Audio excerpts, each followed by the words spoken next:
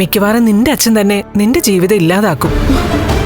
നിന്റെ ജീവിതം നന്നാക്കാൻ വേണ്ടിയിട്ടാണല്ലോ അങ്ങേരും അങ്ങേരുടെ അമ്മയും കൂടി വേണ്ടാത്ത പണിയൊക്കെ കാണിച്ചുകൊണ്ടിരുന്നത്. ഇപ്പോ അതേ അച്ഛൻ തന്നെ നിന്നെയും ഉണ്ണിയും തമ്മിൽ വേർപിരിക്കുമെന്നാ ഞാൻ പറഞ്ഞത്. അച്ഛൻ ഇപ്പോഴും അതേ പല്ലവി തന്നെ പാടിക്കൊണ്ടിരിക്കല്ലേ? അങ്ങേര് കണ്ണനോട് പോയി ഞാൻ സത്യം പറയണമെന്നാ പറയുന്നത്. കണ്ണനെ ഇങ്ങോട്ട് കൂട്ടിക്കൊണ്ടുവരാനും പറയുന്നുണ്ട്. ഉണ്ണിയേട്ടനും ഉണ്ണിയേട്ടന്റെ അമ്മയും ഒക്കെ അച്ഛനെ കാണാൻ പലതവണ ഹോസ്പിറ്റലിലേക്ക് വരാനിരുന്നതാ. അപ്പോഴൊക്കെ ഞാൻ ഓരോന്ന് പറഞ്ഞ് തടയുമായിരുന്നു. ഇന്നിപ്പോ ഡിസ്ചാർജ് ആയിന്ന് പറഞ്ഞപ്പോ രണ്ടാൾക്കും ഇവിടെ വന്ന് കാണണമെന്നുണ്ടായിരുന്നു. അച്ഛൻ ഇപ്പൊ നോർമൽ അല്ലാന്നൊക്കെ പറഞ്ഞ് ഞാനത് ഒഴിവാക്കായിരുന്നു. മോളെ, അവരെ ഒരു കാരണവശാലും ഇങ്ങോട്ട് കൂട്ടിക്കൊണ്ടു വരരുത്. കൊണ്ടുവന്നു കഴിഞ്ഞാ ചിലപ്പോ നിനക്ക് നിന്റെ കെട്ടുതാലി പോലും നഷ്ടപ്പെട്ടെന്ന് വരാം. എനിക്ക് മാത്രമല്ലല്ലോ, അമ്മയുടെ മൂത്ത മോൾക്കും അത് ദോഷം ചെയ്യും. അവളാ ആ അപകടത്തിന്റെ ദൃക്സാക്ഷി. എന്നിട്ട് ഇതുവരെ അവളുടെ ഭർത്താവിനോട് പോലും അവൾ ഇക്കാര്യം പറഞ്ഞിട്ടില്ല. സത്യങ്ങൾ കമലേശ്വരത്തുള്ളവർ അറിഞ്ഞു കഴിഞ്ഞാൽ എല്ലാവർക്കും അത് ദോഷം ചെയ്യും. അതുകൊണ്ട് തൽക്കാലം നിന്റെ അച്ഛന്റെ വായ മൂടിക്കെട്ടുന്നതാ നല്ലത്. ഇനിയിപ്പോ അങ്ങേര് പുറത്തോട്ടിറങ്ങിയ പോലും ഞങ്ങൾക്കൊരു പേടിയാ. പുറത്തോട്ടിറങ്ങി വഴിയിൽ കൂടി പോകുന്നവരൊക്കെ തടഞ്ഞു നിർത്തി വിശ്വനാഥനെ കൊന്നത് ഞാനാണ്, വിശ്വനാഥനെ കൊന്നത് ഞാനാണെന്ന് പറഞ്ഞ് ആരാണ് ഈ വിശ്വനാഥനെന്ന് എല്ലാവരും അന്വേഷിക്കില്ലേ?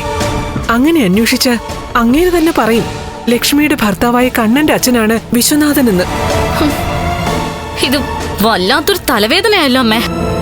വൃശ്ചികത്തിലെ തൃക്കാർത്തിക ദിവസ കണ്ണന്റെ പിറന്നാള്.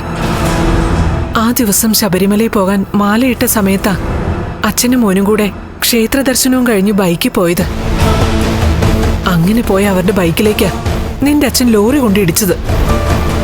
എന്നിട്ട് ലോറി അവിടെ നിർത്തി അവരെ ഹോസ്പിറ്റലിലേക്ക് കൊണ്ടുപോകാനുള്ള കരുണ പോലും നിന്റെ അച്ഛൻ കാണിച്ചില്ല. ആ സമയത്ത് അവരെ ഹോസ്പിറ്റലിൽ എത്തിച്ചെങ്കിൽ കണ്ണന്റെ അച്ഛൻ ചിലപ്പോ രക്ഷപ്പെട്ടേനെ. ഓ, ഇനി അതേപ്പറ്റി ഒന്നും പറയണ്ട.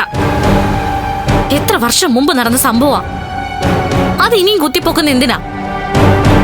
ഇവിടെ ആരും കുത്തിപ്പൊക്കുന്നില്ലല്ലോ. നിന്റെ അച്ഛൻ തന്നെയല്ലേ ഇപ്പൊ അതേപ്പറ്റി വിളിച്ചു കൂയിക്കൊണ്ട് നടക്കുന്നത്. മോളെ, ഇതൊക്കെ നിനക്കൊരു പാഠമാ.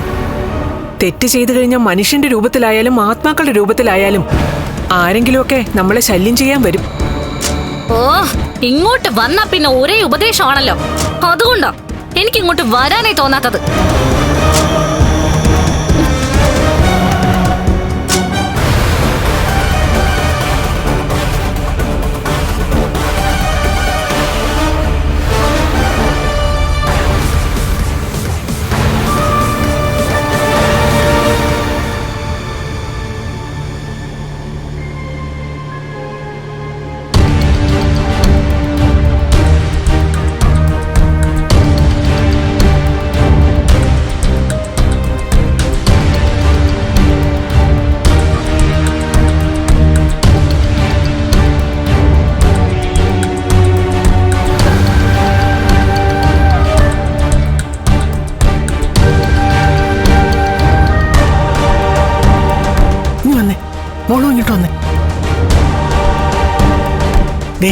എന്തൊക്കെയോ കണക്കുകൂട്ടലുകളാ.